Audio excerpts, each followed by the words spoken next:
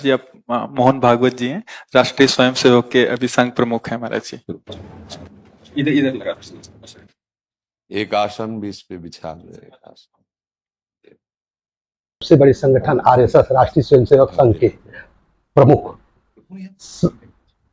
सरसंघ चालक मोहन भागवत जी आज वृंदावन मथुरा में प्रेमानंद जी महाराज के दरबार में गए और उनके सत्संग सुने और आपस में वार्ता किए। ये बहुत बड़ी बात है कि आज इतने बड़े संगठन आरएसएस, जो दुनिया का सबसे बड़ा एक स्वतंत्र संगठन है, सामाजिक संगठन है, जो देश के साथ साथ विदेश में भी काम करता है। करीब करीब इसकी शाखाएं पूरी भारत में 5000 से ऊपर शाखाएं रख। बस दर्शन करने थे, आपकी बात वीडियो पर सुनी तो लगा एक बार देख लेना चाहिए। चाह मिटी चिंता गई मनुआ बेपरवाह, ऐसे लोग कम देखने को मिलते। देखो, अपने लोगों का जन्म जो भगवान ने दिया है ना, ये सिर्फ सेवा के लिए दिया है। व्यवहारिकी सेवा और आध्यात्म की सेवा, ये दोनों सेवाएं अति अनिवार्य है। केवल व्यवहारिकी सेवा ही होती रहे, हम अपने भारतवासियों को अगर हम परम सुखी करना चाहते हैं तो केवल वस्तु और व्यवस्था से नहीं कर सकते, उनका बौद्धिक स्तर सुधरना चाहिए। आज हमारे समाज का बौद्धिक स्तर गिरता चला जा रहा है, बहुत चिंता का विषय है। हम सुविधाएं दे देंगे, हम विविध प्रकार की भोग सामग्रियां दे देंगे, लेकिन उनके हृदय की जो मलिनता है, जो हिंसात्मक वृत्ति है, जो अपवित्र बुद्धि है, ये जब तक ठीक नहीं होगी तब तक हमारा देश धार्मिक देश है, हमारे यहां धर्म की प्रधानता है। तो इसी बात को बार बार हम सबसे निवेदन करते हैं कि ये जो हमारी नई पीढ़ी है, इसी से हमारे राष्ट्र की रक्षा करने वाले प्रकट होते हैं। जो विद्यार्थी जन है, उन्हीं में कोई एमएलए बनता है, उन्हीं में कोई सांसद बनता है, उन्हीं में कोई मुख्यमंत्री बनता है, उन्हीं में कोई राष्ट्रपति या प्रधानमंत्री उन्हीं में अपने लोग भी सब थे। अब हमारी शिक्षा केवल आधुनिकता का स्वरूप लेती जाए और व्यभिचार प्रवृत्ति, व्यसन प्रवृत्ति, हिंसा प्रवृत्ति, ये नई पीढ़ी में देखकर बहुत असंतोष हृदय में होता है। इसीलिए कितनी भी शरीर में पीड़ा हो, हम प्रयास करते हैं जितने से जितने सामने हमारे भगवत स्वरूप जन आते हैं, पहले बुद्धि शुद्ध होनी चाहिए। मय्ये वो मन आदत्स्व मयि बुद्धिम निवेश है, तो निवशिष्यति मय्ये व अत ऊर्ध्वम न संशया, तू मेरे में ही निवास करेगा, अर्थात भगवदानंद में। अविनाशी जीव कभी भोग विलास में तृप्त हो ही नहीं सकता। हम अगर अपने राष्ट्र की विशेष सेवा, तो हमारे धर्म का परिचय, जैसे आप जन करते हैं, धर्म का हमारा क्या स्वरूप है, हमारे जीवन का लक्ष्य क्या है। हमें जितना राम जी प्रिय हैं, कृष्ण जी प्रिय हैं, उतने ही भारत देश हमारे लिए प्रिय है। जैसे राम भक्त, कृष्ण भक्त, वैसे हमारे भारत देश का हर जन जन हमारा आदरणीय और पूजनीय। पर अब जो मानसिकताएं बन रही हैं, वो हमारे धर्म और हमारे देश के लिए लाभदायक नहीं होंगी। व्यसन का इतना बढ़ता स्वरूप, व्यभिचार का इतना बढ़ता स्वरूप, हिंसा का इतना बढ़ता स्वरूप, ये बहुत ही विपत्तिजनक है।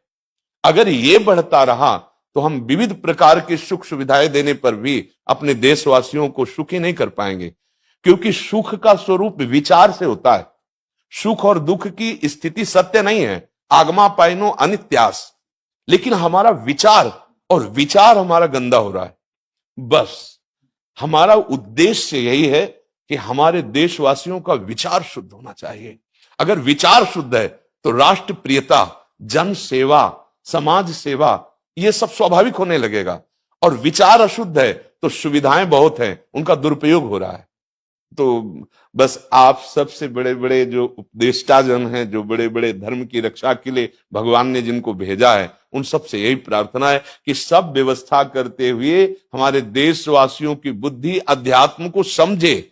बिना अध्यात्म को समझे दुख सुख की समानता बिना किए परम सुख का अनुभव हो ही नहीं सकता। आप अपने धर्म को समझिए, आप अपने स्व को जहां जहां स्थापित करते चले जा रहे हैं, आप उसे गंदा करते चले जा रहे हैं।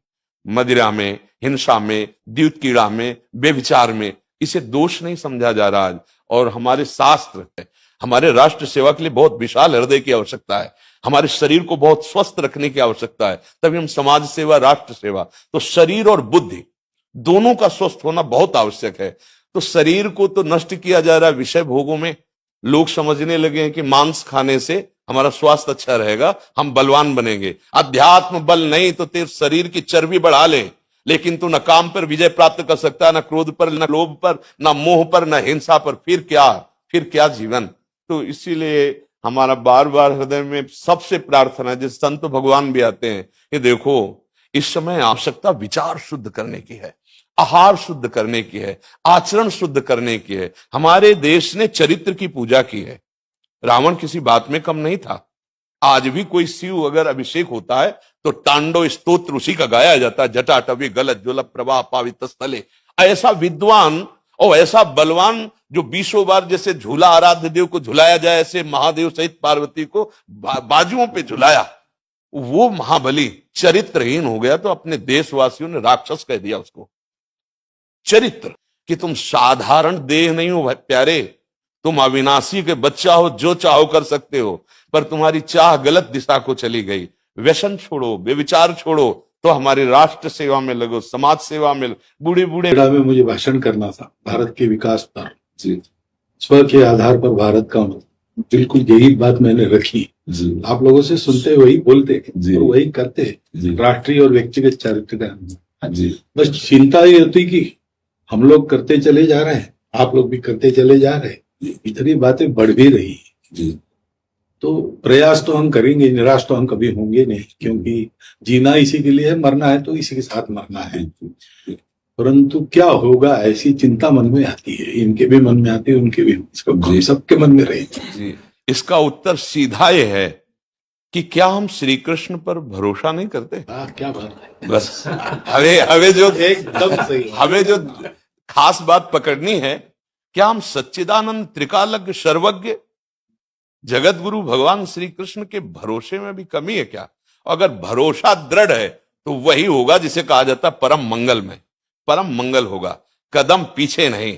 हम अध्यात्म बल को जानते हैं, हम अपने स्वरूप को जानते हैं, इसलिए हमको ये नहीं डरना कि होगा क्या।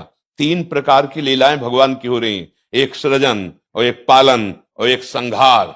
जिस समय जैसा आदेश होगा हम उनके दास हैं, वैसा ही करेंगे। क्या होगा? अब वही होगा जो मंगल रचा होगा श्री कृष्ण। अब संशय तो करना नहीं है। हाँ, बिल्कुल संशय नहीं करना। जैसे आप अपने लोगों को तैयार किया श्री कृष्ण ने, ऐसे ही आपके इन्हीं में से एक तैयार हो जाएगा जो बहुत जोर का संभालेगा। आपको चिंता नहीं करना आगे क्या होना है। हाँ, मूकम करोति वाचालम पंगुम लंघयते गिरिम यत् कृपा तमहम वंदे परमानंद माधवम। हमारे साथ श्री कृष्ण हैं, अब वही होगा जो परम मंगल होगा। बस